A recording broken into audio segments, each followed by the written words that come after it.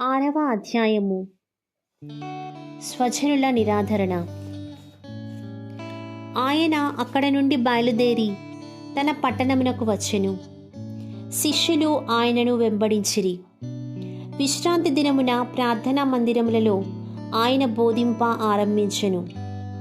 ఆయన బోధనలను వినుచున్న జనులు ఆశ్చర్యపడి, ఈయనకు ఇవి అన్నీయూ ఎట్లు లభించినవి? ఈయనకు ఈ జ్ఞానము ఎట్లు కలిగినది?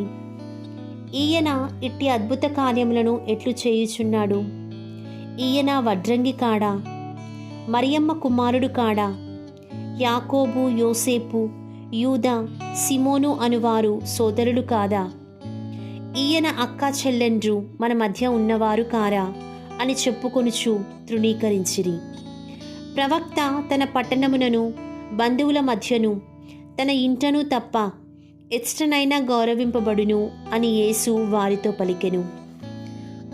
ఆయన అచట కొలది మంది వ్యాధిగ్రస్తులను తాకి స్వస్థపరచెను, కాని మరి ఏ అద్భుతమును అచట చెయ్యజాలకపోయెను. వారి అవిశ్వాసమునకు ఆశ్చర్యపడి ఆయన పరిసర గ్రామములకు వెళ్ళి ప్రజలకు బోధింపసాగెను. వేద ప్రచారము. యేసు 12 శిష్యులను తన చెంతకు పిలిచి బోధించుటకు జంటలు జంటలుగా వారిని గ్రామములకు పంపుచు అపవిత్రాత్మలను వెళ్ళగొట్టుటకు వారికి శక్తినిచ్చెను. ప్రయాణములో మీ చేతి కర్రను తప్ప మరేమియూ తీసుకుని పోరాదు. రొట్టె కాని, సంచి కాని, ధనము కాని వెంట తీసుకొని పోరాదు. పాదరక్షలు తొడుగుకొనుడు, కాని 2 అంగీలను తీసుకొని పోవలదు. మీరు ఎచ్చట ఒక ఇంట పాదము మోపుదురో అచ్చట నుండి వెడలిపోవునంత వరకు ఆ ఇంటనే ఉండుడు. ఎవరు మిమ్ము ఆహ్వానింపరో, మీ బోధను ఎవరు ఆలకింపరో వారికి తిరస్కార సూచకముగా మీ కాలిదుమ్మును అచ్చట దులిపి వెళ్ళిపోండు అని యేసు తన శిష్యులతో చెప్పెను. అంతటా ఆయన శిష్యులు పోయి ప్రజలు పశ్చాత్తాపముతో హృదయ పరివర్తనము పొందవలనని బోధించిరి. వారు అనేక పిశాచములను పాలద్రోలిరి. రోగులకు అనేకులకు తైలము అద్ది స్వస్థపరిచిరి. యోహాను శిరచ్ఛేదనము. ప్రభు పేరు ప్రసిద్ధికెక్కెను. హేరోదు రాజు అది విని బాప్తిస్మ యోహానును మృతులలో నుండి లేచెను.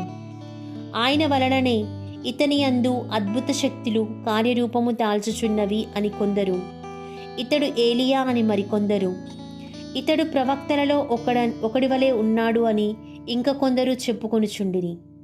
కాని అది విని హేరోదు, నేను శిరచ్ఛేదనము గావించిన యోహానే మృతుల నుండి లేపబడెను అని పలికెను. తన తమ్ముడగు ఫిలిప్పు భార్య హెరోదియా నిమిత్తము హేరోదు యోహానును పట్టి బంధించి చెరసాలలో పడవేశెను. ఏలయన ఆయన హెరోదియాను వివాహమాడియుండెను. అంతేకాక యోహాను, నీవు నీ సోదరుని భార్యను పెళ్లాడుట సరికాదు అని హేరోదును హెచ్చరించుచుండెను. హెరోదియా యోహానుపై పగబట్టి ఆయనను చంపదలిచెను, కాని ఆమెకు అది సాధ్యము కాకపోయెను. ఏలయన యోహాను నీతిమంతుడు, పవిత్రుడు అని హేరోదు ఎరిగి అతనికి భయపడి అతనిని కాపాడచూచెను. అతని హితోపదేశములకు హేరోదు కలత చెందినను వానిని ఆలకింప మనస్సు కలవాడయుండెను. తుదకు హెరోదియాకు ఒక చక్కని అవకాశము కలిగెను. హేరోదు తన జన్మదినోత్సవమున కొలువు ప్రధానులకు, సైన్యాధిపతులకు, గలిలయ సీమలోని ప్రముఖులకు విందు చేయించెను. హెరోదియా కుమార్తె లోనికి వచ్చి హేరోదు ప్రభువునకు అతని అతిథులకు ప్రీతికరముగా నృత్యము చేసెను.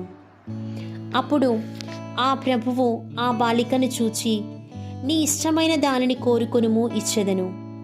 నీవు ఏమి కోరినను నా అర్ధరాజ్యమునైనను ఇచ్చెదను అని ప్రమాణపూర్వకంగా పలికెను. అప్పుడు ఆమె వెలుపలకు పోయి తన తల్లితో నేనేమి కోరుకొనవలెను అని అడుగగా ఆమె బప్తిస్మమిచ్చు యోహాను తలను కోరుము అని చెప్పెను. అంతా ఆ బాలిక వేగముగా రాజు వద్దకు వచ్చి బాప్తిస్మ యోహాను శిరమును ఇప్పుడే ఒక పల్లెములో పెట్టి ఇప్పింపుము అని కోరెను. అందులకు రాజు మిగుల బాధపడెను. కాని అతిథుల ఎదుట శపథము చేసినందున ఆమె కోరికను కాదనలేకపోయెను. కనుక అతడు యోహాను తలను తీసుకొని రమ్ము అని వెంటనే ఒక తలారికి ఆజ్ఞాపించెను. వాడు అట్లే పోయి చెరసాలలో ఉన్న యోహాను తలను నరికి ఒక పల్లెములో పెట్టి ఆ బాలికకు ఇయ్యగా ఆమె తన తల్లికి ఇచ్చెను. ఈ వృత్తాంతమును వినిన వెంటనే యోహాను శిష్యులు వచ్చి ఆ భౌతిక దేహమును తీసుకొని పోయి సమాధి చేసిరి. 5,000 మందికి ఆహారము. శిష్యులు యేసు వద్దకు వచ్చి తమ ప్రేషిత కార్యములకు బోధనలకు తెలియజేసిరి. గొప్ప జన సమూహము వారిని చూచుటకై వచ్చుచున్నందున ఆ గురి శిష్యులకు భుజించుటకైనను అవకాశము లేకపోయెను. అందుచే ఆయన వారితో, మీరు ఏకాంత స్థలమునకు వచ్చి కొంత తడువు విశ్రాంతి తీసుకొనుడు అని చెప్పెను. అంతటా వారందరూ ఒక పడవనెక్కి సరస్సు దాటి ఒక నిర్జన స్థలమునకు వెళ్ళిరి. అయినను వారు వెళ్ళుచుండగా అనేకులు అన్ని నగరముల నుండి ప్రజలు వారి వెంట వారికంటే ముందుగా ఈ స్థలమునకు కాలినడకతో వచ్చి చేరిరి. యేసు పడవను దిగి జనసమూహమును చూచి కాపలి లేని గొర్రెల వలెనున్న వారిపై కనికరము కలిగి వారికి అనేక విషయములను బోధింప ఆరంభించెను. వేళ అతిక్రమింపగా శిష్యులు ఆయనను సమీపించి, ఇది నిర్జన ప్రదేశము, ఇప్పటికే చాలా ప్రొద్దుపోయినది, ఇక వీరిని పంపివేయుడు. పరిసరమున గల పల్లె పట్టులకు వెళ్ళి వారికి కావలసిన భోజన పదార్థములను చూచుకొందురు అని విన్నవించిరి. అప్పుడు యేసు, మీరే వీరికి కావలసిన భోజన సదుపాయములను చేయుడు అని చెప్పెను. అందుకు వారు, మేము వెళ్ళి 200 దీనారములు వెచ్చించి రొట్టెలను కొని వీరికి పంచిపెట్టమందురా అని అడిగిరి.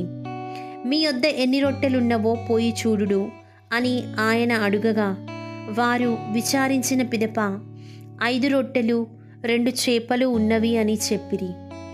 అంతటా యేసు ఆ జనసమూహమును పచ్చిక బయళ్లపై పంక్తులు తీరి కూర్చుండు అని ఆజ్ఞాపించెను.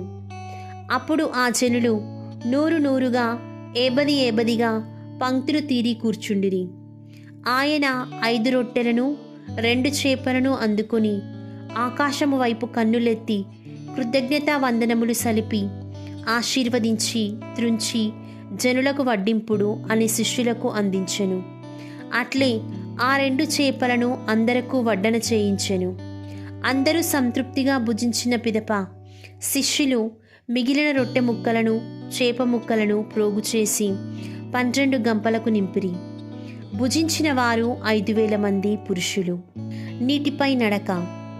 పిమ్మట యేసు తాను ఆ జనసమూహములను పంపివేయునంతలో శిష్యులు ఒక పడవపైకి ఎక్కి ఆవలి తీరమందలి బెత్సయిదాపురమును చేరవలెనని చెప్పెను.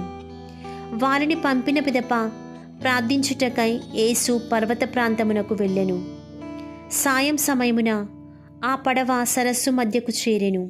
యేసు మాత్రము తీరముననే ఒంటరిగా ఉండెను. గాలి ఎదురుగా వీచుచుండొచ్చే ఆ పడవ నడుపుటయందు శిష్యులు మిక్కిలి శ్రమపడుటను ఆయన చూచెను. వేకువ జామున ఆయన వారికి దాటిపోవలనని నీటిపై నడుచు వారికి చెంతకు వచ్చెను. అట్లు సముద్రముపై నడిచి వచ్చు యేసును చూచి భూతమని తలంచి వారు కేకలు వేసిరి. ఏలయన వారు ఆయనను చూచి కలవరపడిరి. వెంటనే ఆయన వారిని పలుకరించుచు, ధైర్యము వహింపుడు, నేనే కదా, భయపడకుడు అనెను. అంతటా ఆయన వారి పడవను ఎక్కగా ఆ పెనుగాలి శాంతించెను. అందుకు వారు మిగుల ఆశ్చర్యపడిరి. వారు 5 రొట్టెల అద్భుతములోని ఆంతర్యమును గ్రహింపలేకపోయిరి. ఏలయన వారి హృదయములు కఠినమాయెను. గెన్నెసరేతు తీరమున స్వస్థత. వారు సరస్సును దాటి గెన్నెసరేతు ప్రాంతము చేరి పడవను అచట కట్టివేసిరి. వారు పడవ నుండి వెలుపలకు వచ్చిన వెంటనే అచ్చటి జనసమూహము ఆయనను గుర్తించెను. పిమ్మట వారు పరిసర ప్రాంతములకెల్లా పరిగెత్తి ఆయన ఉన్న స్థలమునకు పడకలపై రోగులను మోసుకొని వచ్చిరి. గ్రామములలో గాని పట్టణములలో గాని మారుమూల పల్లెలలో గాని యేసు ఎచ్చట ప్రవేశించినను జనులు సంతలో బహిరంగ స్థలమునకు రోగుల నుంచి ఆయన వస్త్రములు అంచును తాకనిమ్మని ఆయనను ప్రార్థించుచుండిరి. అట్లు ఆయనను తాకిన వారందరూ స్వస్థత పొందిరి.